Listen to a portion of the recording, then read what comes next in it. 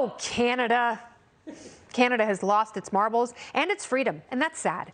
Prime Minister Justin Blackface Trudeau is accused of tyranny for his latest crackdown on the trucker protest against COVID mandates. Trudeau has invoked the Emergencies Act, which gives the government power to break its own laws in times of war or public order emergencies. He made the announcement yesterday after spending hours with his team on his hair and makeup. Watch.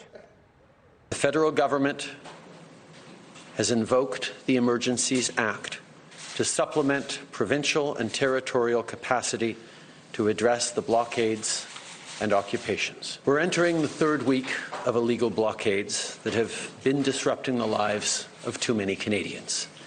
Here in our capital city, families and small businesses have been enduring illegal obstruction of their neighbourhoods, occupying streets, harassing people, breaking the law. This is about keeping Canadians safe. This is about my hair. The guy on the right of the screen is like, I hate him and I hate his handsome hair. What he didn't mention is that he's using his new powers to freeze the truckers' personal and corporate bank accounts, confiscate their rigs, and throw them in jail for speaking out against his nonsensicals and now arbitrary health orders. But the Prime Minister says they're still allowed to protest, as long as they do it when, where, and how he wants them to. How kingly. We are not limiting people's freedom of speech. We are not limiting freedom of peaceful assembly. We are not preventing people from exercising their right to protest legally.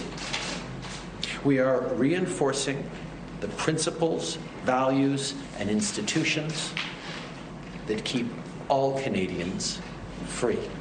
Oh my God, he's so nauseating. So he has to take their freedoms in order to save their freedoms. Got it. At least 4 Canadian premiers, the equivalent of state governors, call that dangerous overreach. And the Canadian Civil Liberties Association, normally a lapdog for Trudeau, says he's threatening Canada's democracy. But after 2 years of lockdowns, forced masking, and vaccine passports, is there any democracy left to threaten in Canada? Let's get into it with tonight's Man Panel. We've got former Trump Advisory Board member Jason Meister. He is the host of the Aggressive Progressive podcast, former aide to Senator Chuck Schumer, who's going to get primaried. It's Christopher Hahn. Smiles, everyone. And 2020 Libertarian Party vice presidential candidate. Will he run in 2024? Say no more. It is Spike Cohen in front of the world.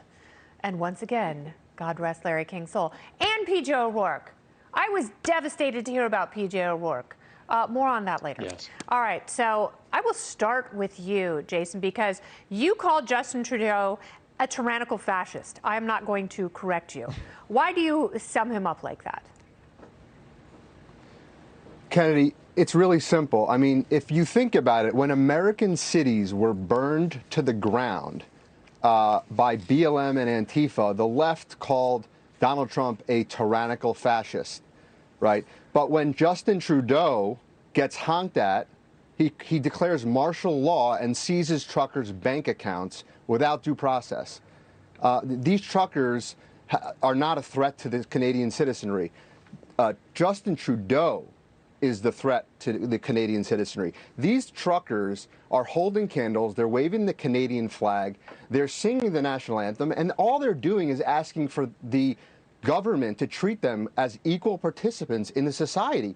Get rid of the mandates, Justin, and the truckers will leave. That's all you have to do, you tyrannical fascist. Yes. He's got little tiny Tyrannosaurus arms. It's, I believe that's true. So, Chris Hahn, why not sit some of these people down and talk to them? You know, as the mayor of Ottawa has done, why not sit them down and ask them why they're so upset? Ask them, why does this mean so much to you? Well, I think they should meet with them. But that said, you know, I'm concerned about the liberty of the businesses that have been suffering by these people blocking roads and blocking commerce, including businesses on the United States of America. Now we're upset it's about not surprising shutdowns. to me that a former Trump advisor would be BLM okay was burning with cities the to the ground, economy Chris, being you shut really cared down about that. under Biden. I did care about it, and I called it out, just as you did. But now you're all for it because it hurts Biden. That's the only reason anybody from a Trump campaign would care about the truckers in Canada. It's because it hurts Biden. Their own union has disavowed Chris them. wanted Trump to call martial law. Chris wanted to call martial law on the BLMers. 90% of truckers in Canada. Hey, sweetie, I let you talk. No, let me don't finish, say okay? That is we heard so enough from the Trump suggestive. team. And So- he's not wearing lipstick, Yes, it so is. don't call him sweetie. Thank you. So anyway, so look, here's the deal. They like it because it hurts Biden. That's the only reason they like it. They don't care about anything else. They want to hurt the economy. They don't care about the liberty, the small businesses that are going under because these truckers are blocking major arteries. They don't care about the homeless people whose meals are being shut down because these people are stealing from them. Because they're they only Nazis. care about hurting Biden. Yeah, they're racist Nazis that want to hurt Joe Biden. That's the only reason they're doing this. Really no other reason, right, Spike? No. The only reason I'm actually any glad that Republican in Chris the United and States Justin cares and about it. others- Anybody Okay, talking put about on it. your I'm big really boy happy to listening hear ears that, and let's let I'm Spike really- talk. I'm really happy to hear that Chris, as well as Justin Trudeau and other progressives, are finally acknowledging that the shutdowns and lockdowns that we experienced for well over a year were contributing to homelessness, small businesses shutting down.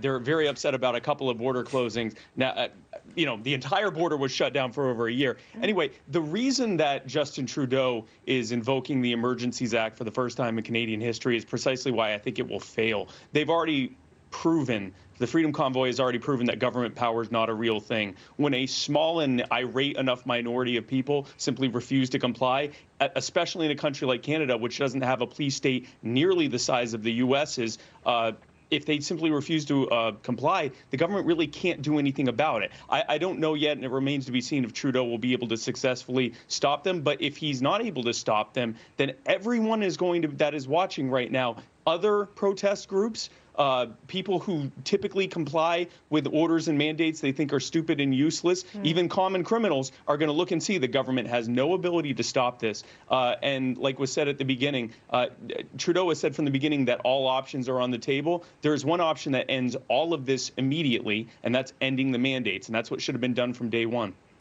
Which they're doing in countries around the world, but not in Canada. I doubt they will ever follow the science. They are going to follow the authoritarianism. Supply chain, be damned.